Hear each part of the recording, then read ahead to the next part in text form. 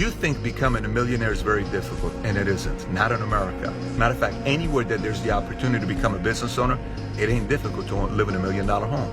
Look, the biggest difference between somebody who lives in $1 million home and somebody that doesn't is they don't think it's a big deal to live in $1 million home. And the rest think it's a big deal. Let me explain to what I mean by this. I was in Bakersfield yesterday, 2 days. I was in Bakersfield. I was having a conversation, and somebody started, but you know, inside my life, Pat, my father was an alcoholic. You know, and this person said, well, my mother was bipolar, and I grew up in a bad side. I hear people tell me in Chicago, I grew up in a bad part of Chicago, terrible parts of New York, DC, Baltimore, LA. I mean, you just don't understand my upbringing. I was diagnosed with ADHD when I was in my mother's womb, but you don't know my story.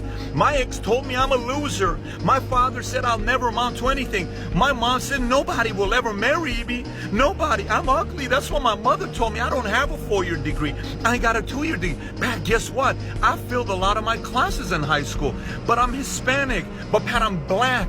I'm Middle Eastern. I'm white. All of those things you tell yourself, they're all excuses.